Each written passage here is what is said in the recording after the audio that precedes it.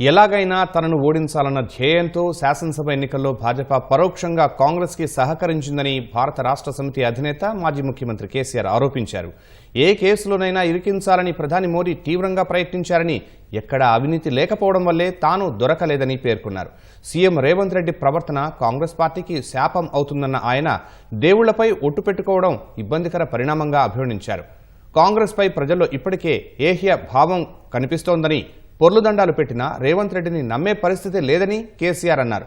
భారస 12కు మించి ఎంపీ సీట్లను గెలుచుకుంటుందని ధీమా వ్యక్తం చేశారు. లోక్సభ ఎన్నికల తర్వాత రాష్ట్రంలో రాజకీయ అనిశ్చితి వస్తుందని, భారస అప్పుడు సందర్భోచిత నిర్ణయం తీసుకుంటుందని ఈటీవీ ప్రత్యేక ఇంటర్వ్యూలో కేసీఆర్ తెలిపారు.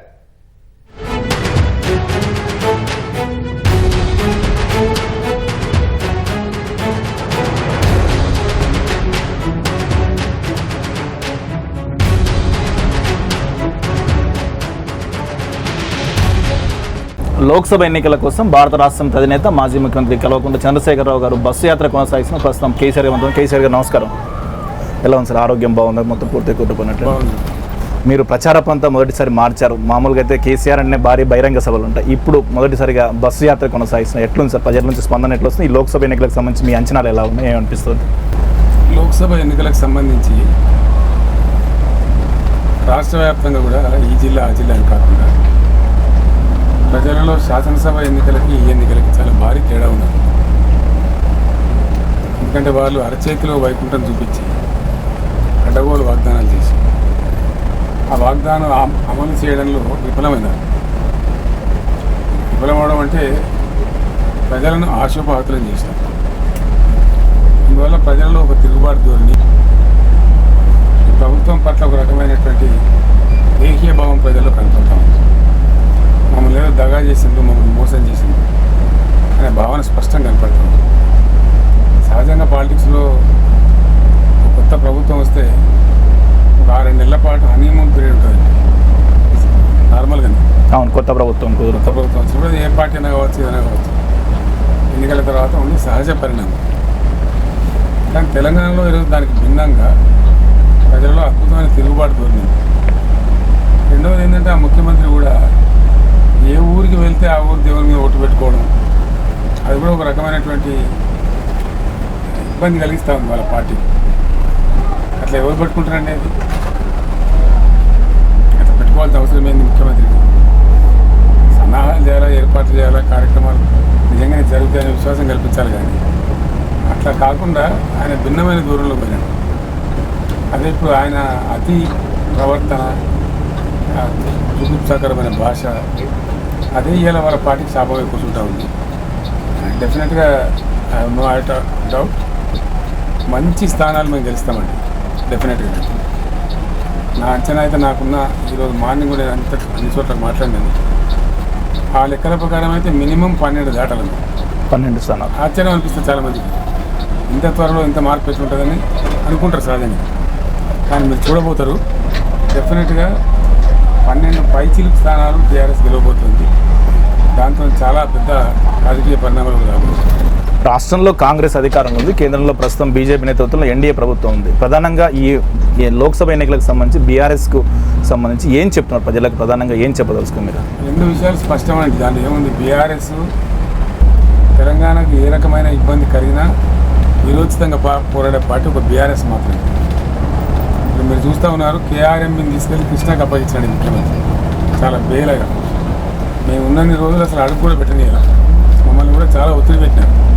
కానీ మేము ఇవ్వాల, ప్రాణం పోయినా ఇవ్వలేదు. వాళ్ళు మా మీద డామినేట్ చేయబోతే కూడా నువ్వు ఓన్లీ సమన్వయకర్తం, నీ హద్దుల్లో ఉండు అని చెప్పాను తప్ప కేఆర్ఎంని అప్పచెప్పలేదు. రెండవది, గోదావరి నేను తీసుకెళ్తాను నరేంద్ర మోడీ క్లియర్గా చెప్తున్నాడు. ఒక రకంగా నరేంద్ర మోడీ గారికి దుస్సాహసం. ఎన్నికల సందర్భంలో మీ రాష్ట్రానికి ఉన్న వనరు నేను తీసుకెళ్ళి వేరే రాష్ట్రానికి ఇస్తా అంటే ఎవరు కూడా ఊరుకోరు, ప్రజల గుండెలు రగిలిపోతాయి. అట్లా చేస్తే కూడా ఇలా ఈ ప్రభుత్వం కానీ ముఖ్యమంత్రి కానీ స్పందించడం కానీ మరొకటి కానీ చేయడం లేదు. అసలు యాక్చువల్లీ ఆ స్కీమ్ ఏంటంటే మహానది, గోదావరి, కృష్ణా, కావేరి కలపాలనేది ఎప్పుడో 50 ఏళ్ళ క్రితం మాట్లాడిన మాట. అది ఇన్ని రోజులు లేని ఇప్పుడు సడన్గా మహానదిని పక్కకు పెట్టి ఓన్లీ గోదావరిని తీసుకుపోతానేనంటే కూడా ఈ ప్రభుత్వం స్పందించడం లేదంటే డెఫినెట్గా మరి రాష్ట్రాన్ని కాపాడాలి, రాష్ట్ర నదులు కాపాడాలి, నదులలో నీళ్ళ హక్కులు కాపాడాలి, రాష్ట్రానికి కావాల్సిన నిధులు తేవాలంటే ఓన్లీ బీఆర్ఎస్తోనే సాధ్యం. ఈ రెండు పార్టీలతో కాదండి. బీఆర్ఎస్ గెలిస్తే 4 ఎంపీలు గెలిచినారు. ఏం చేసినారంటే ఒక పైసా 5 ఏళ్ళు అధికారంలో ఉన్నారు. బీజేపీ ఎంపీలు బీజేపీ ఎంపీలు గెలిచినారు. ఏం చేసినారు? గడ్డి పోసంత పని కూడా చేయలేదు. ఒక ఆయన కేంద్ర మంత్రి ఉంటే కనీసం ఆయన నియోజకవర్గానికి కూడా 5 రూపాయల పని కూడా చేయలేదండి. 5 రూపాయలు. ఇది బాహాటంగా ప్రజలు చెప్తున్నటువంటిది. మేము సికింద్రాబాద్ స్థానమే అతి బంపర్ మేయర్తో గెలవబోతాము.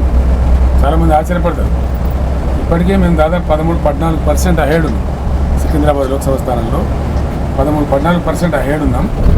ఖచ్చితంగా స్థానం చేస్తాం. వాళ్ళ నిష్క్రియాపరత్వం, వాళ్ళు నోరు తెరవని మనస్తత్వం, వాళ్ళు ఏమీ చేయలేరు. 4 ఎంపీలు గెలిస్తే 4 నియోజకవర్గాలలో 4 రూపాయల పని లేదండి. ప్రజలకు స్పష్టమే. నా ఇంటర్వ్యూ ప్రజలకు చూపిస్తారు. వాళ్ళని తప్పు చెప్తే ప్రజలే మమ్మల్ని శిక్షిస్తారు. ఆ రకంగా బీజేపీ ఎంపీలు గెలిచినా చేతులు కట్టుకొని నిలబడే బాబతే తప్ప వాళ్ళ ప్రయోజనం చూడాలి. సేమ్ ఈజ్ కాంగ్రెస్ అండి. ఇప్పుడు ఎన్డీఏ కూటమి రాదంటున్నారు. ఇండియా కూటమి వస్తుందా? ఇండియా కూటమి అంటే చాలా విచిత్రం చెప్తారు. ముందు చెప్తాను మీకు. ఆ కూటమి వచ్చిన కాంగ్రెస్ పార్టీ నాయకులు గెలిస్తే వాళ్ళు చేతులు కట్టుకుంటారు తప్ప వాళ్ళు అధిష్టానం ముందు మాట్లాడలేరు. మనం 60 ఏళ్ళ కాంగ్రెస్ పరిపాలన చరిత్ర చూసినాం. మనం వీళ్ళు మౌన ప్రేక్షకులు ఉంటారు. అధిష్టానం చూపించే తల ఊపుతారు తప్ప వేరే జరగదు.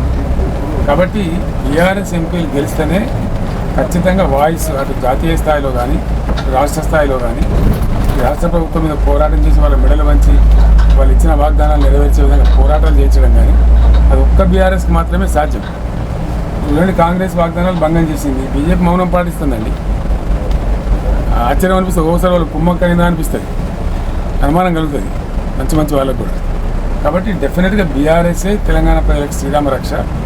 బీఆర్ఎస్ ఎంపీలు ఉంటేనే వేగులు దిగేదాకా వాళ్ళు కొట్లాడతారు ఏ ఇష్యూ మీద. అందుకోసం బీఆర్ఎస్ ఓటేయమని అడుగుతారు. మీరేమో బీఆర్ఎస్ తెలంగాణకు శ్రీరామ రక్ష అంటుండ్రు. ముఖ్యమంత్రి రేవంత్ రెడ్డి ఏమో 10 ఏళ్లలో 100 ఏళ్ల విధ్వంసం చేశారు ఒకవైపు. ప్రధానమంత్రి నరేంద్ర మోదీ తెలంగాణకు మేము అన్నీ చేసినా కూడా భారత రాష్ట్ర సమితి తెలంగాణ అభివృద్ధికి బ్రేకులు వేసిందని వ్యాఖ్యలు చేశారు. ఆ ఇద్దరివి కూడా చాలా తెలివి తక్కువ, పసలేని విమర్శలండి. అది పూర్తి స్థాయిలో పచ్చి అబద్ధాలు. 10 ఏళ్ల కింద తెలంగాణ పర్ క్యాపిటా అయింది, ఈరోజు పర్ క్యాపిటా అయింది కదా. ఏం చేయకుండానే పర్ క్యాపిటా దేశంలో నెంబర్ 1 అవుతుందా? Uninterrupted power supply. అంతకుముందు ఆగమైపోయిన తెలంగాణ ఈరోజు అన్ఇంటరప్టెడ్ పవర్ సప్లై. ఇండియా మొత్తంలో 24 గంటలు అన్ని రంగాలకు పవర్ ఇచ్చిన ఒక రాష్ట్రం కదా తెలంగాణ. మోడీ రాష్ట్రం మీద దిక్కులేదు కదా. మోడీకి కూడా కొంచెం ఏదైనా ఉండాలండి మాట్లాడడానికి. ఓ లిమిటు, ఒక పద్ధతి ఏదైనా ఉండాలి. ఏది పడుతుంది 4 ఇచ్చిన దేవుడని మాట్లాడతామంటే పద్ధతి కాదు. నరేంద్ర మోడీ మాట్లాడే అబద్ధాలు ప్రజలకు తెలిసిపోయినాయి. ఇప్పుడు ఆయన అనుకునే మెజార్టీ కూడా ఆయనకు వచ్చే పరిస్థితి లేదు. ఆయన ఇష్టం వచ్చినట్టు మాట్లాడి చెల్తుంది అనుకునే కాలం చెల్లిపోయిందండి మోడీ. రేవంత్ రెడ్డి హాస్యాస్పదం, జాలి పడుతున్నాను అతని అజ్ఞానానికి. కారణం మీరు 10 ఏళ్లలో తెలంగాణకు టీఆర్ఎస్ ఏం చేయలేదు, ఇంకా విధ్వంసం చేసింది. మీ కాంగ్రెస్ కదా విధ్వంసం చేసింది తెలంగాణను. తెలంగాణ ఆంధ్రలో కలిపి మొత్తం విధ్వంసం చేసి సర్వనాశనం చేసిందే కాంగ్రెస్. మళ్ళీ మీరు వచ్చిన తర్వాత 5 నెలల్లో మీ వికృత రూపం బయటపడతానండి. అట్లా మాట్లాడితే వాళ్ళ అజ్ఞానానికి, వాళ్ళ యొక్క చైతన్య రాహిత్యానికి దాన్ని జాలిపడడం తప్ప మేము చేయగలిగింది. మీరు వికృత రూపం అంటుండ్రు. 10 ఏళ్లలో హామీలు అమలు చేయకుండా గ్యారంటీల విషయమే మమ్మల్ని బీఆర్ఎస్ తొందరపడుతుంది, సహనం లేదని కూడా అంటున్నారు రేవంత్ రెడ్డి. నేను చెప్పేది ఏంటంటే గ్యారంటీలు అనేవి మీరు ఇచ్చింది, మీరు డేట్లు పెట్టింది. నేను ఒక 100 చెప్పగలుగుతానండి. మేము గ్యారంటీలు ఇవ్వకుండా చేస్తాం. కళ్యాణ లక్ష్మి కావచ్చు, షాదీ ముబారక్ కావచ్చు, గురుకులాల స్థాపన కావచ్చు, కేసీఆర్ కిట్ కావచ్చు, న్యూట్రిషన్ కిట్ కావచ్చు, అనేక మెడికల్ కాలేజీలు పెట్టడం కావచ్చు, మేము ఏది ఇవ్వలేదండి. జిల్లాల పునర్విభజన కావచ్చు, మేము ఏ హామీ ఇవ్వలేదు ప్రజలకు. కానీ తెలంగాణకు ఏది మంచిదో, ఏది ఔచిత్యమో ప్రజలకు హామీ ఇచ్చినా ఇవ్వకున్నా తెలంగాణ సృష్టికర్తలుగా మా బాధ్యత కాబట్టి మేము చేస్తూ పోయినాం. దానిలో చాలా అద్భుతం కదనండి. 4-5 మెడికల్ కాలేజీల చోట 33 మెడికల్ కాలేజీ ఇస్తే అది 1000 ఏళ్ళ విధ్వంసం, 100 ఏళ్ళ విధ్వంసం. ఎంత విధ్వంసం అవుతుందండి? మీ మొహాలకు, మీ కాంగ్రెస్ పార్టీ మొహానికి కేవలం 200 రూపాయలు పెన్షన్ ఇచ్చారు. దాన్ని మేము 2000 ఇచ్చాం. అది విధ్వంసం అనండి. ప్రజల సంక్షేమంలో కావచ్చు, కరెంట్ రంగంలో కావచ్చు, సాగునీటి రంగంలో కావచ్చు అద్భుతంగా మేము చెప్పినటువంటి అనేక కార్యక్రమాలు మేము చేసినాం. మంచి పనులకు శ్రీకారం చుట్టినాం. Per capita పెంచినాం. 4.5 లక్షల కోట్లు ఉన్నటువంటి తెలంగాణ ఇన్కమ్ను 14.5 లక్షల కోట్లు జిఎస్డిపికి పెంచినాం. దీని విధ్వంసం అని అంటామంటే అంతకన్నా మూర్ఖత్వం ఇంకోటి. 4 నెలల పరిపాలనకు రెఫరెండం అని ముఖ్యమంత్రి రేవంత్ రెడ్డి పదే చెప్తున్నారు. దీన్ని మీరు ఎట్లా చూస్తారు? దీనికి తోక ముడిచింది కదండి ఆయన. మొదలు బాగా డంబాచారానికి నా పరిపాలన రెఫరెండము, నా పరిపాలనకు రెఫరెండం, ఈ పార్లమెంట్ ఎన్నికల రెఫరెండం అని మాట్లాడినాను. ఇప్పుడు తోక ముడిచింది కదా, ఆయన ఎక్కువండి దాన్ని. ప్రత్యేకించి అప్పుల విషయాన్ని పదే ప్రస్తావిస్తూ వస్తుంది. మీ నుంచి వివరణ 7 లక్షల కోట్ల అప్పులు చేసిండు. తెలివి తక్కువ, ఎకనామిక్ విజ్డమ్ లేనటువంటి పిచ్చి వాళ్ళు చేసేటువంటి ప్రచారం అండి. ఇలా మీకు ఒకటే విషయం నేను చెప్తాను స్పష్టంగా. అత్యంత ధనిక దేశం అమెరికా, అత్యంత అప్పులు ఎక్కువ ఉన్న దేశం కూడా అమెరికా. ఏం కారణం అండి? అది అప్పు అని అనరండి. ప్రైవేట్ కుటుంబం చేసే అప్పుకు ప్రభుత్వం తీసుకునే అప్పు స్టార్ తేడా ఉంటుంది. అయినా వాళ్ళు చెప్పేదంతా వల్గర్ సొల్లు పురాణం. మేము చేసింది 7 లక్షల కోట్లు కానే కాదు. మేము వచ్చే నాటికే ఒక 78,000 కోట్ల అప్పు ఉంది.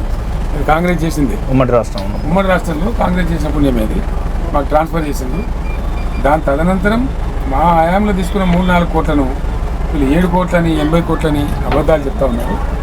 దానంతా ప్రతి పైసా కూడా మేము ప్రగతికి వినియోగించాం, ప్రజల మెరుగుదల కోసం, అభివృద్ధి కోసం వినియోగించడం. 2 నిమిషాలు చెప్పండి.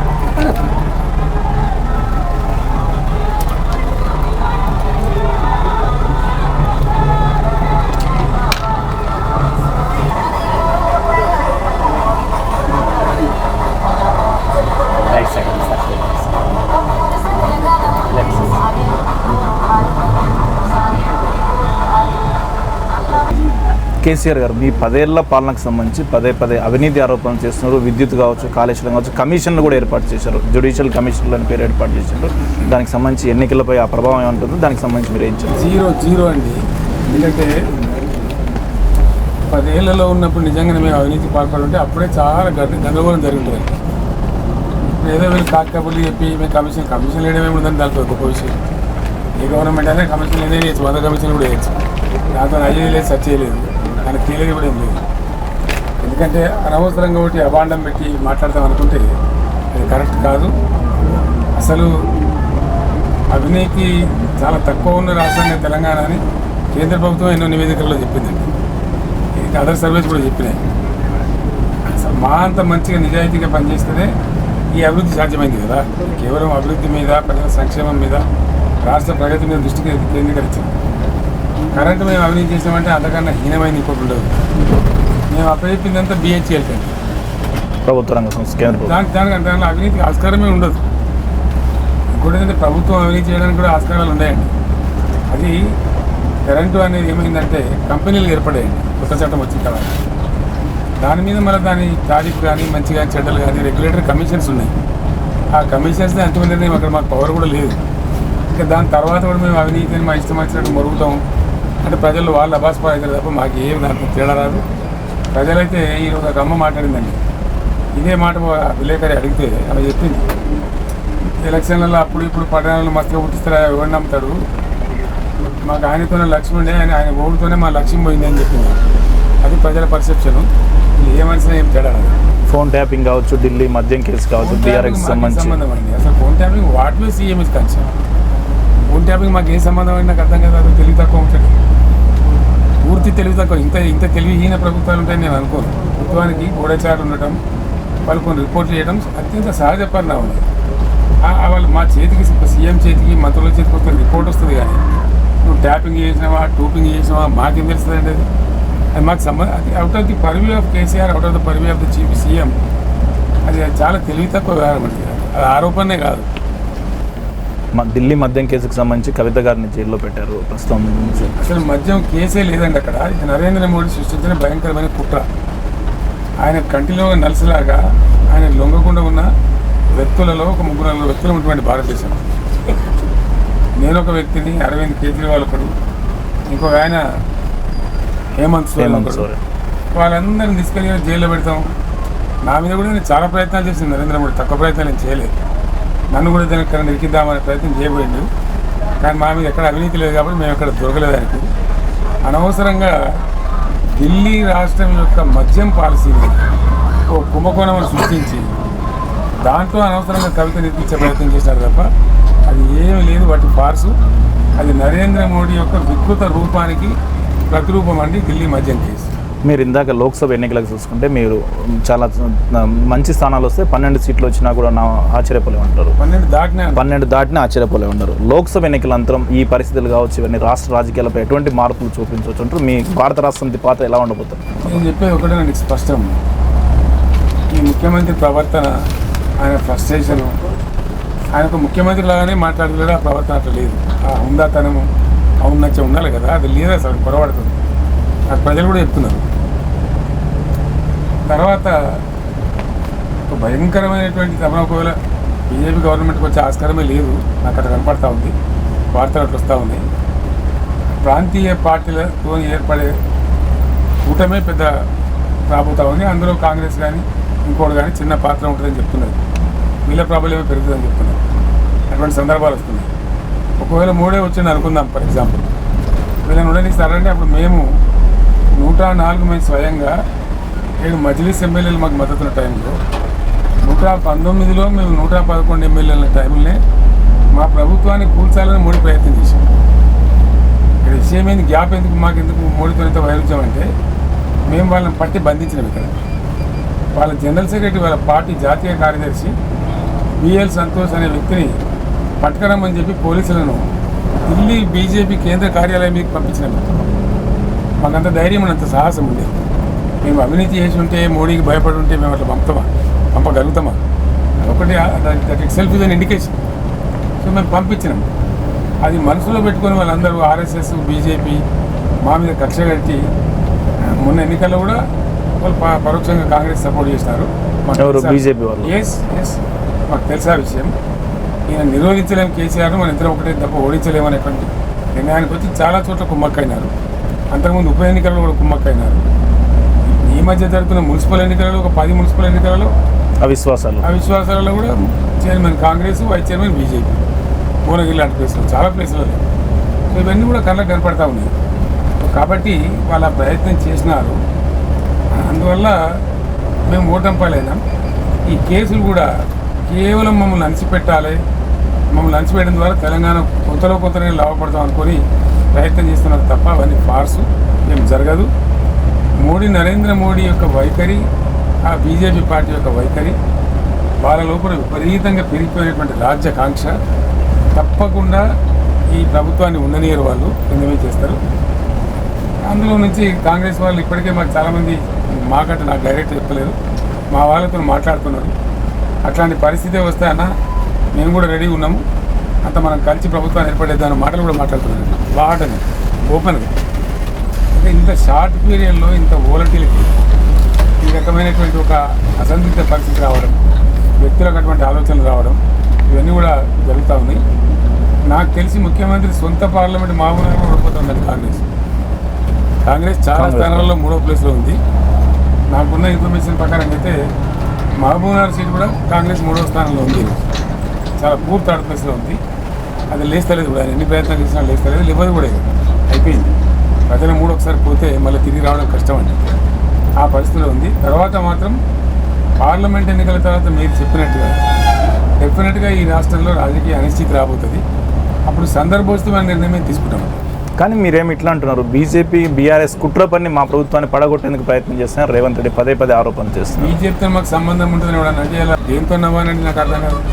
స్వయంగా నాకు కూతురు తీసుకుపోయి క్రూరంగా నరేంద్ర మోడీ చాలా అరాచకంగా ప్రజాస్వామికంగా నా కూతురు తీసుకుపోయి జైల్లో పెట్టి ఆడబిడ్డని చూడకుండా ఇంతగా అధ్వానం ఉంటుంది. అది ఏం ఆర్గ్యుమెంట్, ఏం దిక్కుమాలి ఆర్గ్యుమెంట్. అసెంబ్లీ ఎన్నికల తర్వాత మీ పార్టీ నుంచి చాలా మంది నేతలు వెళ్ళిపోయారు, కొంత శ్రేణులు చాలా మంది పోలేదండి. ఐఎమ్ సారీ, ఇక్కడ మంది పోయింది. ఒక మాట చెప్తానండి, ఈరోజు మీరు రికార్డ్ చేయండి, అగైన్ మీరు మళ్ళీ ప్లే చేయండి. పార్లమెంట్ ఎన్నికల తర్వాత నా మాటలు ప్లే చేయండి. What KCR side is true or not. మా పార్టీ నుంచి పరిగెత్తిపోయినటువంటి కొంతమంది వేరే పార్టీల అభ్యర్థులైన వాళ్ళు అందరు కూడా 3వ స్థానంలో ఉన్నారండి. చేవేలలో రంజిత్ రెడ్డి కావచ్చు, ఇక్కడ మల్కాజిగిరిలో మహేందర్ రెడ్డి వైఫ్ సునీత కావచ్చు, సికింద్రాబాద్లో వెళ్ళిపోయిన దానం నాగేంద్ర కావచ్చు, నాగర్ కర్నూలులో పోయినటువంటి బీజేపీలో నిలబడినటువంటి రాములు కొడుకు కావచ్చు, వాళ్ళందరూ కూడా 3rd ప్లేస్ ఉన్నారు. అందరూ కూడా 3rd ప్లేస్. వరంగల్లో పోయి బీజేపీ పోయినాడు 3rd ప్లేస్ ఉన్నాడు, కాంగ్రెస్ పోయినాడు 2nd ప్లేస్లో ఉన్నాడు. కాబట్టి వాళ్ళ వల్ల మాకు నష్టమేం రాలేదు. మాకు పెద్ద ఇబ్బంది పార్టీ కదండి, మాది 60 లక్షల సభ్యత్వం ఉన్న పార్టీ. పార్టీ అంటే మహాసముద్రం. మీరు చెప్పే అనాలజీ నిజమే అయితే ఆ బాకా ఛానళ్ళ బాకాలు కరెక్ట్ అయితే మరి 10 ఏళ్ళు కాంగ్రెస్ ఎట్లా బతికిందండి? మేము అధికారం ఉన్నప్పుడు వాళ్ళు ఎట్లా బతికింది? మాకు వాళ్ళ 19 మంది ఎమ్మెల్యేలు వచ్చి మన జాయిన్ అయ్యారు, మన 18 మంది ఎమ్మెల్యే జాయిన్ అయ్యారు మా పార్టీ. మన పార్టీ చచ్చిపోలేదు కదా. పార్టీలకు ఈ నాయకులతో ఉండదండి. మంచి ప్రజాపునాది ప్లస్ క్యాడర్తో ఉంటుంది. మా క్యాడర్ చెక్కు ఎదురకుండా ఉన్నారు. ఈరోజు మీరు చూస్తూ ఉన్నారు కదా, నా బస్ పర్యటనలో 44-45 డిగ్రీల ఎండ ఉన్న ప్రజలు కానీ మా క్యాడర్ కానీ బ్రహ్మాండంగా బ్రహ్మరథం పెట్టి నా బస్సు యాత్ర ముందుకు తీసుకెళ్తున్నారు.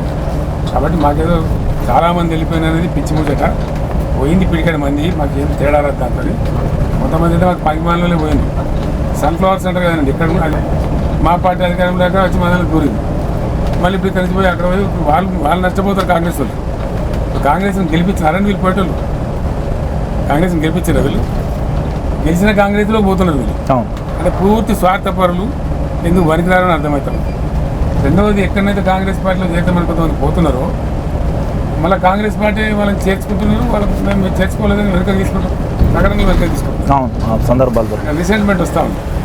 దాని అర్థం ఏంటంటే ఈ చేర్చుకోవడాలు అనేది అసలు నెగ్లిజిబుల్, అన్మైండ్ఫుల్. దానివల్ల అయ్యేది ఏముండదు. ఎన్నికల ఫలితాలు మీకు గీటరాయి కదా. పార్లమెంట్ ఎన్నికల ఫలితాలు ఎవరు పోయినారు ఎవరు పోలేదు వాళ్ళ ప్రభావం ఎంత అని గీటరాయి. తెలంగాణకు కాంగ్రెస్ పార్టీ పదే శత్రువు అని మీరు ప్రధాన శత్రువు పదే అంటారు. ఎందుకు దీనికి సంబంధించిన వాళ్ళు తెలంగాణ ఇచ్చామని చెప్పుకుంటున్నారు? దీనికి సంబంధించిన బలమైన కారణం ఏమైనా ఉంది? తెలంగాణ ముంచింది ఎవరండి? కాంగ్రెస్ కదా. మంచిగా ఉన్న తెలంగాణ రాష్ట్రాన్ని జబర్దస్తిగా ప్రజల ఇష్టానికి వ్యతిరేకంగా ఆంధ్రప్రదేశ్లో కలిపి తెలంగాణ ముంచిందే కాంగ్రెస్ కదా.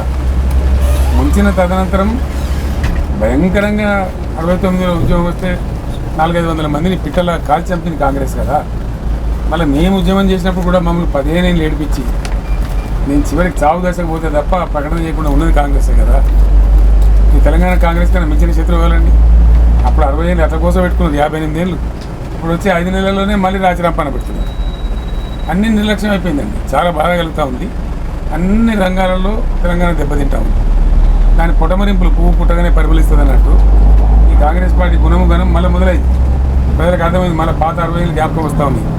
డెఫినెట్లీ కాంగ్రెస్ కాలంలోనే కరువు, కాంగ్రెస్ కాలంలోనే ప్రాజెక్టు కట్టలేదు, కాంగ్రెస్ కాలంలోనే కరెంటు లేకుండా ముంచిండ్రు, కాంగ్రెస్ చేనేత కార్మికులు ఆత్మహత్యలకు కారణమైంది. కాంగ్రెస్ పరిపాలన కాంగ్రెస్, దాని తర్వాత తెలుగుదేశం అని ఇంకెవరు. ఆ ఇద్దరి పరిపాలనలోనే తెలంగాణ నిండమునిగింది కదా. ఆ తరుణంలోనే కదా ఉద్యమానికి వచ్చింది. కాబట్టి కాంగ్రెస్ ప్రబల శత్రువు. డెఫినెట్గా కాంగ్రెస్ నష్టపెట్టింది, కష్టపెట్టింది కాంగ్రెస్. తెలంగాణ కావాలనితే కాల్చి చంపింది కాంగ్రెస్. ఏ రకంగా చూసినా కాంగ్రెస్కు నాటు నుంచి నేటి దాకా ప్రాజెక్టులు కట్టకుండా పెట్టింది కాంగ్రెస్. నీళ్లు ఇబ్బంది కాంగ్రెస్, మంచినీళ్ళు కూడా ఇబ్బంది కాంగ్రెస్. అన్ని నష్టాలు చేసింది కాంగ్రెసే, అందులో అనుమానం కూడా అవసరం లేదు. కాళేశ్వరం ప్రాజెక్టు విషయానికి వద్దాం. కాళేశ్వరం ప్రాజెక్టు కేసీఆర్ గారు ముఖ్యమంత్రిగా ఉన్నప్పుడే పియర్స్ దెబ్బతిన్నాయి. ఎందుకు కేసీఆర్ గారు మరమ్మతులు చేయలేదని మంత్రులు కావచ్చు ముఖ్యమంత్రి గారు ప్రశ్నిస్తున్నారు. వాళ్ళు మాట్లాడే దేనికి కూడా కాళేశ్వరం గురించి వాళ్ళకి అసలు పరిజ్ఞానం లేదు. నెంబర్ 1, అందులో ఎందో జరిగిపోయింది, మేము కేసీఆర్ని ఏదో అపఖ్యాతి పాటిస్తామని ఒక పిచ్చి భ్రమలో ఇవన్నీ వాళ్ళు పేలుతున్నారు. అలా ఏమీ తేలదండి, ఏమీ లేదు. సింపుల్గా చెప్తున్నాను నేను. కాళేశ్వరం ప్రాజెక్ట్ అంటే మేడిగడ్డ బ్యారేజ్ యొక్క 2 పియర్స్ కాదండి. Very sorry. దాని మీద 2 బ్యారేజీలు ఉన్నాయి, 5-6 రిజర్వాయర్లు ఉన్నాయి, బ్రహ్మాండమైన సర్చ్ పూల్స్ ఉన్నాయి, 200 కిలోమీటర్ల భయంకరమైన టన్నల్స్ ఉన్నాయి, 1500 కిలోమీటర్ల కాలువలు ఉన్నాయి. అవన్నీ పోయినాయి. అన్ని కాళేశ్వరం ప్రాజెక్ట్ మొత్తం కొట్టుకొని పోయినాయి. ఒక్క బ్యారేజీలో 2 పిల్లర్స్ పోతాయి. పెద్ద పెద్ద నదుల మీద, ఇసుక ఎక్కువ ఉన్న నదుల మీద కట్టినప్పుడు ఇవి జరగడం అనేది అత్యంత సహజమైన పరిణామం.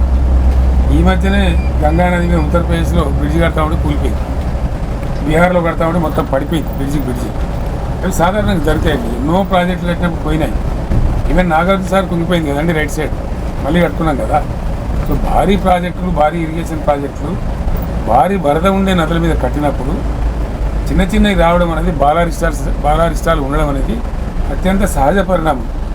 దాన్ని వీళ్ళు ఒక చాలా సిల్లీగా దాని కేసీఆర్ దీనిలో బదనాం చేయొచ్చేమో, ఏమైనా దొరుకుతుందేమో అని ఒక దురుద్దేశంతో దాని మీద న్యాయ విచారణ, తోక విచారణ పెట్టినారు. మాకు ఏం ప్రాబ్లం లేదు. మేమే అసెంబ్లీలో వెల్కమ్ చేసినాం. మాకు ఆ ధైర్యం ఉంది కాబట్టి మేమే వెల్కమ్ చేసినాం. ఏ రకమైన విచారణ చేసుకుంటారో చేసుకోవడం మాకు ఇబ్బంది లేదని చెప్పినాం. కాబట్టి దానిలో అసలు జరిగిందేం లేదు, దాంట్లో ఒరిగిందేం లేదు. కానీ జరిగింది మాత్రం నేను చెప్తున్నా, భయంకరమైన నష్టాన్ని కాంగ్రెస్ తెచ్చుకున్నది ఇవాళ ఈ పార్లమెంట్ ఎన్నికల్లో. కాళేశ్వరంలో కళ్ళ ముందు పోయేటువంటి 78 టీఎంసీల నీళ్లను సముద్రానికి వదిలిపెట్టి ఇలా చాలా పెద్ద అప్రదిష్ట మూట కట్టుకుంది కాంగ్రెస్ పార్టీ. నీళ్లు తేలేదు, చెరువులు నింపలేదు, చెక్ డ్యాములు నింపలేదు, ఆ నీళ్లు పొలాలకు ఇవ్వలేదు, లక్షల ఎకరాల పంటలు కూడా ఎండినాయి. ఆ తేడా కూడా ప్రజలకు స్పష్టంగా తెలిసిపోయింది. రాజకీయ దురుద్దేశంతో కేసీఆర్ను బదనాం చేయాలనే ఒక కుట్రపూరితమైన పద్ధతిలోనే నీళ్లు సముద్రానికి వదిలినారు తప్ప మా పొలాలకు తేలేదనే ఆక్రోశం కూడా ఈ పార్లమెంట్ ఎలక్షన్లో జనాలు చూపెట్టబోతున్నారు. త్వరలో వర్షాకాలం రాబోతుంది. సహజంగా వర్షాలు ప్రారంభమైనప్పుడు మళ్ళీ ప్రాణాయిత కావచ్చు, ప్రాణాయిత నుంచి వరద కూడా వస్తుంది కదా సార్. రాష్ట్ర ప్రభుత్వానికి సంబంధించి కాళేశ్వరం ప్రాజెక్టు విషయంలో మీరు ఏం డిమాండ్ చేస్తారు? నేను డిమాండ్ కాదండి, హెచ్చరిక చేసిన మొన్ననే. గోదావరిలో నీళ్లు మెడిగడ్డ బ్యారేజ్ లేకపోయినా ఎత్తుకోవచ్చండి. ఒకటి, ఆ నీళ్ళు ఎత్తాలా. రెండవది, మెడిగడ్డ రిపేర్ కూడా చేయాలి. లేదంటే ఖచ్చితంగా సందర్భాన్ని అనుసరించి 50,000 మంది రైతులతో పోయి మేమే ఆ ప్రాజెక్ట్ రిపేర్ కూడా చేస్తామండి. మీరు ఈ బస్సు యాత్ర చేస్తున్న ప్రజల నుంచి స్పందిస్తారు. అసెంబ్లీ ఎన్నికలనేమో బీఆర్ఎస్కు కాంగ్రెస్ పార్టీకి ప్రధానంగా పోటీ నడిచింది. మీరు ఇప్పుడు 12 స్థానాలకు పైగా గెలుస్తూ ఉంటారు. రెండో ప్రత్యర్థిగా ఎవరిని చూస్తున్నారు? మీ ప్రధాన ప్రత్యర్థి ఎవరు అనుకుంటున్నారు? నాకుండే ఈ రోజు వరకు నాకుండే సమాచారాన్ని బట్టి బీజేపీ పార్టీకి తెలంగాణలో నో సీట్ ఆర్ 1 సీట్ అండి. డెఫినెట్గా వాళ్ళదంతా గోబల్స్ ప్రచారం ఎక్కువ ఉంటుంది.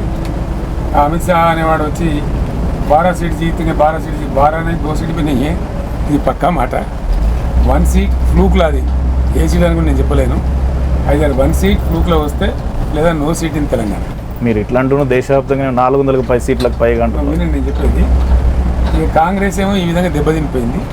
ప్రజల యొక్క మన్నన కోల్పోయి, ఆదరణ కోల్పోయి వాళ్ళు దెబ్బతినిపోయారు బాగా ఘోరంగా.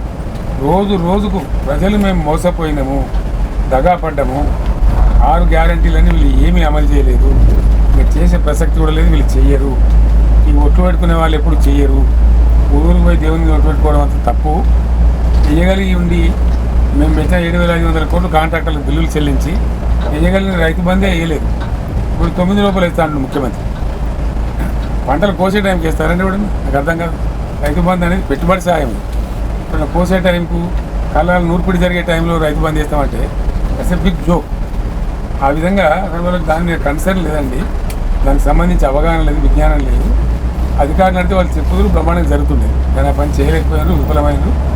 ఇప్పుడు ఏం చేస్తామని చెప్పినా ముఖ్యమంత్రి పొర్లు దండాలు పెట్టినా వాడు నమ్మే పరిస్థితి లేదు. లోక్సభ ఎన్నికల తర్వాత అదే 400 సీట్లను బీజేపీ అంటారు. 400కు పైగా వస్తాయి మేము దేశాన్ని మొత్తం. నిర్దిష్టంగా మాకు అందుకున్న సమాచారం మేరకండి మహారాష్ట్ర, బీహార్, బెంగాల్ దగ్గర బీజేపీ తుడిచిపెట్టుకుపోయే పరిస్థితి ఉంది. దక్షిణ భారతదేశంలో కూడా బీజేపీకి అంతంత మాత్రమే. మొన్నటి దాకా కర్ణాటకలో ఏదో వస్తుందనుకున్నారు, కానీ ఆ ప్రజ్వల్ కుంభకోణం వల్ల భయంకరంగా దెబ్బతిన్నారు. వాళ్ళు చాలా భయంకరంగా దెబ్బతిన్నారు, ప్రజల్లో పోయింది. కాబట్టి దక్షిణ భారతదేశంలో ఆల్మోస్ట్ 10-12 సీట్లు వస్తే ఎక్కువ, మొత్తం ఎంటైర్ సౌత్ ఇండియా కలిపి. వాళ్ళు కేరళ 0, తమిళనాడు 0, ఆంధ్రప్రదేశ్ 0, ఇక్కడ తెలంగాణ 0, కర్ణాటకలో వస్తే అనుకున్నా ఆడ కూడా పోయింది, ఆడ కూడా తక్కువే. 1 డజన్ సీట్లకి మించే 130 సీట్లు ఉన్న దక్షిణ భారతదేశంలో డజన్కి మించి రావు. అదేవిధంగా పెద్ద రాష్ట్రాలు చాలా పోయినాయి.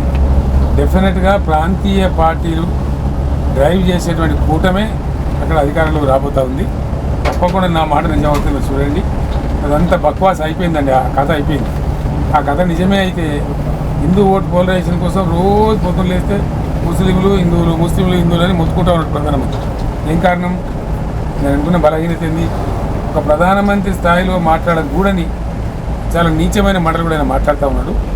అది మంచిది కాదు, ఆయనకు మంచిది కాదు, దేశానికి మంచిది, ఎవరికి మంచిది కాదు. కానీ కనలాడుతూ ఉన్నారండి. బీజేపీ ఇప్పుడు ఎదురీదితున్నది, అందులో మీకు అనుమానం అవసరం లేదు. దేశంలో గట్టెక్కలు ఏమని వాళ్ళకు కూడా తెలిసిపోయింది. ఫ్రస్ట్రేషన్లో ఉన్నారు. వాళ్ళ స్టేట్మెంట్లు కానీ వాళ్ళ చర్యలు కానీ అట్లే ఉన్నాయండి, అందులో అనుమానం లేదు. రిజర్వేషన్ల రద్దుకు సంబంధించిన ఒక అంశం చర్చకు వచ్చింది. కాంగ్రెస్ పార్టీ బీజేపీ రిజర్వేషన్ల రద్దునే ప్రధాన అంశంగా చేపట్టిందని ప్రజలకు పదే ప్రస్తావిస్తున్నారు. మీరు ఎందుకు సంబంధించి? డెఫినెట్గానండి, వాళ్ళు ఆ పని చేసినా చేస్తారు, అందులో డౌట్ కూడా లేదు. కారణం ఏంటంటే అది ఒక రకమైనటువంటి భావజాలంతో ఉన్నటువంటి పార్టీ. వాళ్ళకి పేదల సమస్య ఉండదండి. బీజేపీ ఎజెండాలో ప్రజల బాధలు కానీ, ప్రజల సమస్యలు కానీ, ప్రజల కష్టసుఖాల ఎజెండా ఉండదు. వాళ్ళు ఎంతసేపు కార్పొరేట్లకు సర్దిగడతారు తప్ప ప్రజలకు ఉపయోగపడేది ఏది కూడా ఉండదు. బీజేపీ ఏం చేసిందనండి, ఈ అనుమానాలకు బలం ఏంటంటే బీజేపీ వాళ్ళ ఎంపీలే కాకుండా వాళ్ళ మంత్రి అండి గజేంద్ర సింగ్ షెకావత్ ఆయన స్పష్టంగా చెప్పినాడు వాట్ ఈజ్ రాంగ్, రాజ్యాంగం మార్చి తప్పేంది అని కేంద్ర మంత్రి స్వయంగా మాట్లాడారు. మార్చినప్పుడు ఏం చేస్తారు వీళ్ళు అంటే వీళ్ళ పద్ధతి చూస్తే డెఫినెట్గా రిజర్వేషన్లు ఎత్తేస్తారనేటువంటి అనుమానాలు ఉన్నాయి. అది ఈజీ పని అని వాళ్ళ సిద్ధాంతమే. వాళ్ళ గోల్వాల్కర్ చెప్పిన సిద్ధాంతంలో పేదలుగానే ఉండాలి, పైకి రావద్దు అనేది వాళ్ళ సిద్ధాంతం అండి. ఆ గోల్వాల్కర్ అనేటైనా బంచ్ ఆఫ్ థాట్స్ అని ఒక బుక్ రాసినాడు. ఆయన వీళ్ళకి ప్రధానమైన గురువు, ఆయన శిష్యుడే నరేంద్ర మోడీ. వీళ్ళు తప్పకుండా ఆ పని చేస్తారని చెప్పి అనుమానం ఉంది. అందువల్ల వాళ్ళు ఏం చేసినా చేయొచ్చండి. దేశం మూడోసారి బీజేపీ గెలిస్తే దేశానికి నష్టమే తప్ప లాభం లేదు. ఆర్థిక అసమానతలు తొలగిపోలేదు. అంబేద్కర్ గారు కూడా కొంత టైం వరకు ఉంటే సరిపోతుంది రిజర్వేషన్లు అని భావించారండి. కానీ డెఫినెట్గా రిజర్వేషన్లు కొనసాగాలి. దళితులకు 15 పెట్టినారు కానీ వాళ్ళు ఇప్పుడు 19% దాటిపోయింది. పెంచాలి రిజర్వేషన్లు 19%కు. గిరిజనులకు కూడా పెంచాలి తప్పకుండా. ఇతర పేద వర్గాలు ఎవరుంటే వాళ్ళకి రిజర్వేషన్ ఇవ్వాలి తప్ప లేకపోతే రాదండి. ఇప్పుడు దళిత ఎంపీ స్థానాల చోట దళిత రిజర్వేషన్ లేకపోతే దళిత ఎంపీలు గెలవనిస్తారండి, దళిత ఎమ్మెల్యేలు గెలవనిస్తారా? కాబట్టి డెఫినెట్గా ఉద్యోగాలలో కానీ రాజకీయం కానీ రిజర్వేషన్లు కొనసాగాల్సింది, అందులో డౌట్ లేదు. మా పార్టీ స్టాండ్ క్లియర్ అండి. ప్రధానమంత్రి నరేంద్ర మోదీ ఒక వ్యాఖ్య చేశారు, తెలంగాణ భారత రాష్ట్రంని ఓడించేందుకు 10 ఏళ్ళు పట్టింది కాలం, కాంగ్రెస్ పార్టీకి అంతకుమించి తక్కువే పడుతుంది అన్నారు. దీన్ని మీరు ఎట్లా చూస్తారు? అది పెద్ద జోక్ అండి. ఎందుకంటే ఇంత దుర్మార్గం అంటే ఆయన పార్టీ పరిస్థితి తెలంగాణలో 2014లో 107 స్థానాలలో వాళ్ళ డిపాజిట్ పొందండి. దాని తర్వాత మొన్న జరిగిన ఎలక్షన్లలో వాళ్ళకు 64 స్థానాల్లో డిపాజిట్లు పోయినాయండి. వాళ్ళు గెలిచిందే బోటాబోటిగా 8 స్థానాలు. దానికి మేము ఓడించినామంటే క్లెయిమ్ చేస్తారండి. 10 ఏళ్ళు ఆయనకి ఏం పట్టింది, ఆయన ఏం ఓడించి ఆయన పొడిచింది ఏం లేదు ఇక్కడ. ఆయనతో అయ్యిందేంది? ఆయనతో గడిపోస కూడా కదలలేడ, అంతే కదా. గడిపోస కూడా కదలలేదు. మేము మనం ఓడింపాలని కూడా కాంగ్రెస్ చేతులు తప్ప బీజేపీ చేతులు కాదు కదా. కాబట్టి 10 ఏళ్ళు పట్టింది అని చెప్పడమే ఒక దుర్మార్గమైనటువంటి అతి అప్రజాస్వామిక మాటకు, ఆయన అహంకారానికి అది నిరసన తప్ప వాస్తవానికి కాదండి. ఇంకో పదం వాడుతున్న ప్రత్యేకించి లోక్సభ ఎన్నికల తర్వాత బీఆర్ఎస్ ఉండదు, తుడిచిపెట్టుకుపోతుంది రాష్ట్ర రాజకీయాల నుంచి అని అటు కాంగ్రెస్ కావచ్చు బీజేపీ నేతలు కానీ అంటున్నారు. నేను ఒక మాట చెప్తానండి, ఇప్పుడు కానీ ఫలానా వాళ్ళు ఉండరు, ఫలానా పార్టీ ఉండదు, వాళ్ళని ఉంచము ఎవరైనా మాట్లాడితే అది పూర్తి స్థాయి వాళ్ళ అహంకారానికి, తెలివి తక్కువతనానికి, అజ్ఞానానికి నిదర్శనం. ఎందుకంటే పార్టీలు ఒకసారి వ్యవస్థీకృతం అయిపోయిన తర్వాత వాటిని ఎవరు తీసేయలేదు. ఎన్టీఆర్ గారు స్థాపించిన పార్టీ చంద్రబాబు నాయుడు గారు 2004లో ఓడిపోయింది. ఆ తర్వాత 10 సంవత్సరాలు అధికారంలో లేదు, పోయింది అన్ని పార్టీ. కాంగ్రెస్ పార్టీ మన తెలంగాణలో 10 years అధికారంలో లేదు, పోయింది ఆ పార్టీ, పోతుందండి. గత 10 ఏళ్ళు బట్టి కాంగ్రెస్ దేశంలో అధికారం లేదు, పోయింది మరి కాంగ్రెస్ పార్టీ. అంటే అట్లా పోతుందని కూడా మూర్ఖత్వము. పోతుందా ఉంటుందా? మీరు ఇప్పుడు ఊరు నా ఎంబడి బస్సు నుంచి మీరు చూస్తూ ఉన్నారు. నిన్న కాక మనం మేము అసెంబ్లీ ఎన్నికలు డిఫీట్ అయిన తర్వాత మా క్యాడర్ ఉత్సాహం ఎంత ఫెరోషియస్ మీరు కర్ణాటక చూస్తున్నారు. సో అది అజ్ఞానము. అసలు ఉండేదే మేమండి, ఎన్నికల తర్వాత ఉండేది మేము, తెలంగాణ ప్రజల పక్షాన కొట్లాడేది మేము రౌట్ కాలేదండి మన ఎలక్షన్లో. అది మూర్ఖత్వం. 39 seats గెలిచినాం కాదండి మేము, అంటే 1/3. మా గెలుపులో 40%, మేము 60% సీట్లు గెలిచినాం. ఇంకో 40% గెలిస్తే మాకు అధికారం వచ్చేది. కాబట్టి మేము ఉండకపోవడం అనేది అసలు అది వాళ్ళు కలగంటున్నారు, పిచ్చి కల. నాకు తెలిసి ఉక్కిరి బిక్కిరై వాళ్ళే లేకుండా పోతారు తప్ప బీఆర్ఎస్ఏ ఉంటుంది. బీఆర్ఎస్ బ్రహ్మాండంగా మన ప్రభుత్వానికి వస్తుంది, అందులో ఐఓట్ ఆఫ్ డౌట్ కూడా లేదు. మీరు గతంలో ఒక చెప్పారు, తెలంగాణ నుంచి కేంద్రానికి పన్నులు పోతున్నాయి తప్ప కేంద్రం నుంచి నిధులు రావట్లేదని పదే చెప్తూ వచ్చారు. కానీ వాళ్ళ ప్రధానమంత్రి మాత్రం తెలంగాణకు మేము చాలా ఇచ్చాము, 10 ఏళ్ల పాటు ఎప్పుడు ఇవ్వలేని నిధులు ఇచ్చాము, అండగా నిలిచాము అనుకుంటారు. ప్రధానమంత్రికి ఒకవేళ దమ్ము ధైర్యం ఉంటే ఆయన ఎక్కడ రమ్మంటే అక్కడ నేను వస్తానండి. తెలంగాణలో చర్చ పెడదాం, మీ ఈటీవీ వాళ్ళే పెట్టండి, చర్చ పెడదాం. ఇంకా నా అనా పైసలతో లెక్క ఉంది నా దగ్గర. అవును, ఎంత కట్టామన్నది కూడా డెఫినెట్లీ మన దగ్గర నుంచి పోయింది ఎంత, వాళ్ళ దగ్గర నుంచి వచ్చింది ఎంత. చాలా చేసినామని డంబాచారం చెప్పే బదులు తెలంగాణ నుంచి తీసుకున్న పన్నుల మేరకైనా ఇచ్చారా? తెలంగాణ నుంచి కేంద్రానికి కంట్రిబ్యూషన్ ఎక్కువైందా లేదా కేంద్రం నుంచి తెలంగాణకి ఎక్కువ వచ్చిందని చెప్పాలి. రావాల్సినవి రాకుండా మాకు గుర్తులు వచ్చినారు అనేక రకాలు. మీరు మోటార్లకు మీటర్లు పెట్టాలా అని మాకు రావాల్సిన 25,000 కోట్లు రాకుండా చేసినటువంటి తెలంగాణ ద్రోహి Narendra Modi. Yes I say ఈ శాసనసభలో కూడా చెప్పిన, ఇప్పుడు కూడా చెప్తా ఉన్నా, రేపు కూడా చెప్తాను. తెలంగాణ నిండా ముంచింది. మీకు ఇంకోటి చెప్పాను బ్రదర్, ఒక చట్టం ఉందండి, దయచేసి మీరు దీన్ని టెలికాస్ట్ చేయాలి. ఒక చట్టం ఉంది, అది కేంద్ర ప్రభుత్వం తెచ్చిన చట్టమే మేము తేలేదు. ఎన్ని జిల్లాలు భారతదేశంలో ఉంటే అన్ని నవోదయ పాఠశాలలు పెట్టాలా? మరి మేము 10 నుంచి 33 జిల్లాలు చేసుకున్నాం, 23 జిల్లాలు పెరిగినాయి. ఒక్కటన్నా నవోదయ పాఠశాల ఇవ్వలేదండి. సుమోటో కాదండి, నేను 150 ఉత్తరాలు రాశాను. మా ఎంపీ డెలిగేషన్ ముఖ్యమంత్రి గారు నేను చెప్పినది మీకు పద్ధతి కాదు మోడీ గారు, మీరు ఖచ్చితంగా ఇవ్వాలని చెప్పి కూడా చెప్పినాం. అయినా ఆయన పెడచేవని పెట్టింది తప్ప ఒక్క నవోదయ పాఠశాల ఇవ్వని మోడీ తెలంగాణకు చాలా చేసినటువంటిది ఎంతకన్నా దౌర్భాగ్యం. జోక అనండి, నాకు అర్థం కాదు, తమాషా. 157 మెడికల్ కాలేజీలు స్థాపిస్తే ఒక సింగిల్ మెడికల్ కాలేజ్ ఇవ్వలేదండి నేను రిప్రజెంట్ చేస్తే. పైగా వాళ్ళు అబద్ధాలు చెప్తారండి, ప్రతిపాదనలు రాలేదని అబద్ధాలు చెప్తారు. ఆ ప్రతిపాదనలని మేము రుజువు చేసినాం, అప్పుడు నోరెళ్ళ పెడతారు. అడ్డమైన ఇష్టం వచ్చిన మాటలు, ఇష్టం వచ్చినట్టుగా నోటికొచ్చినట్టు మాట్లాడడంలో, గోబెల్స్ ప్రచారం చేయడంలో, గోబెల్స్ని కూడా మించిపోయిన పార్టీ భారతీయ జనతా పార్టీ, అందులో డౌట్ కూడా లేదు. అందుకే వాళ్ళ రంగు బయటపడ్డది, అన్ని వట్టి అని తేలిపోయింది. ఎన్నండి నరేంద్ర మోడీ 150 నినాదాలు, బేటీ పడావో బేటీ బచావో, ఎక్కడైనా ఏమైనా కనిపించినా మీకు కనబడదా? పోనీ అమృత్ కాల్ ఎక్కడైనా కనపడుతుందా మీకు? అమృత కాలం అచ్చే దిన్ వచ్చిందా, సచ్చే దిన్ వచ్చిందా? ధరల పెరుగుదల, అడ్డగోలు మాటలు చెప్పడం, డబులింగ్ ది ఫార్మర్స్ ఇన్కమ్, వ్యవసాయదారులకు డబుల్ ఇన్కమ్ జనరేట్ చేయడం వచ్చిందా అండి దేశంలో? తర్వాత మోడీ అబద్ధాలు చెప్పడం, ఇష్టం వచ్చిన చట్టాలు తేవడం, ప్రజలు తిరుగుబాటు చేస్తే క్షమాపణలు పెట్టుకోవడం. ఆయనకు మాఫీకా సౌదాగరని పేరు వచ్చిందండి.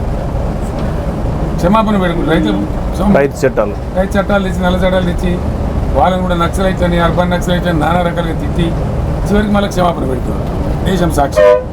ఇది వాళ్ళకి అలవాటు అయిపోయిందండి. తప్పులు చేయడం, నల్ల చట్టాలు తేవడం, ప్రజా వ్యతిరేక చట్టాలు తేవడం, ఇవన్నీ కూడా వాళ్ళకి బాగా అలవాటైంది. 10 ఏళ్ళు నడిచింది డ్రామా, కానీ ఇప్పుడు బంద్ అయిపోతుంది. ఇంకా బీజేపీ డ్రామా నడవదు. రుణమాఫీకి సంబంధించిన చర్చ నడుస్తుంది. ముఖ్యమంత్రి రేవంత్ రెడ్డి ఆగస్టు 15లోగా సంపూర్ణ రుణమాఫీ చేసి తీరుతుంటున్నారు. మీకు వాస్తవాలు చెప్పాను. నేను 10 ఏళ్ళు ముఖ్యమంత్రి పనిచేసిన కదా, నేను కూడా 2 విడతలు రుణమాఫీ చేసిన కదా, 30,000 కోట్లు చేసిన కదా. ఒక్కసారి రుణమాఫీ చేయడానికి నేను ఆ రోజులలో ఎక్కని కొనలేదు, మొక్కని పడలేదు. అసాధ్యమండి, సింపాసిబుల్. చేయడు, ఆయన చేయలేడు. కారణం ఏంటంటే reserve bank of India permit చేయదు, ఇతరత్ర అవకాశాలు లేవు. ఈ మోడీ అసలు పర్మిట్ చేయడు, సమస్య లేదు. అంటే మళ్ళీ దేవుళ్ళ మీద ఒట్లేసి అబద్ధాలు చెప్తున్నాడు తప్ప ఆయన చేయలేడు. అందుకే మేము ఏం చెప్తున్నామంటే, ఆచరణ సాధ్యం కానటువంటి అడ్డగోలు హామీలు ఇచ్చి అరచేతిలో వైకుంఠం చూపించి కాంగ్రెస్ ఎల్లకితల పడ్డది. దీన్ని మెడలు వంచాలంటే అట్లీస్ట్ పాటను చేయించాలంటే బీఆర్ఎస్ ఉంటేనే మేము చేయించగలుగుతాం. అందుకే మమ్మల్ని గెలిపించడం మేము చెప్తున్నాం. ఆయన ఇంపాసిబుల్ అండి, చేయలేడు, చెయ్యడు అని చెప్పిండు. మా చేత మోసగించబడాలని ప్రజలు కోరుకుంటున్నారు. నేను అసెంబ్లీ ఎలక్షన్లోనే చెప్పిండు ఆయన అదే స్టాండ్ మీద ఉన్నాడు. ఏముందంటే ఒకసారి అబద్ధమానికి 100 సార్లు అబద్ధం ఆడచ్చు. ఒకసారి మాట తప్పాడు ఆయన, మళ్ళీ ఇప్పుడు ఇంకా నిలబడుకుంటాడు. నమ్మకం ఏముంటుంది? ఎట్లా నమ్ముతాం? అప్పుడు ఇంకో డేట్ పెడతాడు, అంతే కదా. ఇప్పుడు మరో మాట మాకు డిసెంబర్ 9 పోయింది, 100 రోజులు పోయింది, దాని తర్వాత సంవత్సరం పోయింది. ఆయన తెలివి ఇంకోటి చెప్తున్నాడు, ఆగస్టు 15 అని చెప్తున్నాడు. ఏ సంవత్సరం ఆగస్టు అండి? ఈ సంవత్సరం ఆగస్టా, వచ్చే సంవత్సరం ఆగస్టా? రేపు అనొచ్చు కదా, నేను ఆగస్టు 15 అన్నా, నేను 26, 27 ఆగస్టు అన్నా, ఏ ఆగస్టు అనలేదు అని పుణ్యకాలం కడతాడు తప్ప ఇది ఇచ్చేటోళ్ళ వైఖరి అట్లా ఉండదండి. వ్యవహారం చేసే వాళ్ళ పద్ధతి అది కాదు. రాష్ట్రంలో బీఆర్ఎస్ పార్టీకి సంబంధించి చూసుకుంటే మీరు అసెంబ్లీ ఎన్నికల తర్వాత కొంత విశ్లేషణలు కూడా చేస్తున్నారు. పార్టీని సంస్థాగతంగా పటిష్టం చేసుకోవాలన్న అభిప్రాయం కూడా కొంత నేతల నుంచి వచ్చింది. దీనికి సంబంధించి పార్టీ విషయంలో మీరు ఏం చేయబోతున్నారు? పార్టీ చాలా పటిష్టంగా ఆల్రెడీ ఉందండి. మాకు గ్రామ కమిటీ నుంచి మొదలుకుంటే బ్రహ్మాండంగా రాష్ట్ర కమిటీ వరకు అన్ని రకాల కమిటీలు ఉన్నాయి. అందరు యాక్టివ్గా ఉన్నారు. సంస్థాగత ఎన్నికలు మరి రాబోతా ఉంది. ఆ సంస్థాగత ఎన్నికల సందర్భంగా కొంత యంగ్ బ్లడ్ ఎక్కువగా ప్రోత్సహించాలని దానికోసం తప్పకుండా పార్టీ బలోపేతంగా ఉంది. కొత్తగా బలోపేతం చేయాల్సిన అవసరం ఏం లేదు. పార్టీని మరింత బలంగా ప్రజల్లోకి తీసుకెళ్ళడానికి మేము చేపట్టాల్సిన కార్యక్రమాలు అన్నీ కూడా ఆలోచించాం. చివరగా ఒకటి, లోక్సభ ఎన్నికల ప్రచారంలో బిజీగా ఉన్నారు, చేస్తున్నారు, ప్రజలకు ఏం చెప్తారు? డెఫినెట్గా జాతీయ రాజకీయాలలో తెలంగాణ పాత్ర క్రియాశీలంగా లేకపోతే మనకు నష్టం వస్తుంది. ఏ తావాత ఎటు చూసినా. రెండవది, సంకీర్ణం రాబోతా ఉందని సంకేతాలు బలంగా వస్తున్నాయి. ఆ టైంలో మనం ఒక 13-14 ఎంపీలు కనుక బీఆర్ఎస్ గెలిస్తే, తెలంగాణ తరఫున బీఆర్ఎస్ వాయిస్ బలంగా పోతే కనుక చాలా బెనిఫిట్ జరిగే అవకాశం ఉంటుంది. అందువల్ల నేను తెలంగాణ తెచ్చిన, తెలంగాణను బాగు చేసిన, దేశంలోనే అనేక రంగాలలో నంబర్ 1 స్థానంలో పెట్టిన నేను చెప్పలేదు. పార్లమెంటులోనే వివిధ శాఖల మంత్రులు వివిధ సందర్భాలలో అధికారికంగా వెల్లడించారు ఫ్యాక్ట్స్. ఈ మధ్యలో ఈ స్వరూపురాలు కాకుండా ఎంత బాగా తెలంగాణ తీర్చిదిద్దుకున్నామో ఒక పూల పొదరిలాగా అది అట్లే కొనసాగాలి, నష్టాలు తక్కువ రావాలి. కాబట్టి ఏతావాత ఎటు చూసినా ఈ కాంగ్రెస్ బీజేపీ ఎంపీలు గెలిచి పెద్దగా చేసేదేమి ఉండదు. అదే బీఆర్ఎస్ గెలిస్తే ఏగులు తెలియదాకా తెలంగాణ విషయాల గురించి కొట్టాడుతుంది. కాబట్టి తెలంగాణకు బ్రహ్మాండమైన మెజార్టీ ఇవ్వండి అని ప్రజలకు నమ్ముతారు. థ్యాంక్ యూ కేసీఆర్ గారు. ఇది లోక్సభ ఎన్నికలకు సంబంధించి ఖచ్చితంగా లోక్సభ ఎన్నికల్లో అనూహ్య పరిణామాలు వస్తాయని భారత రాష్ట్ర సమితి అత్యంత క్రియాశీలక పాత్ర పోషించబోతున్న కేసీఆర్ గారు విశ్వాసం వ్యక్తం చేస్తున్నారు. కేసీఆర్ బస్సు యాత్ర నుంచి కెమెరామెన్ రమేష్తో రఘువర్ధన్ రెడ్డి, ఈటీవీ న్యూస్.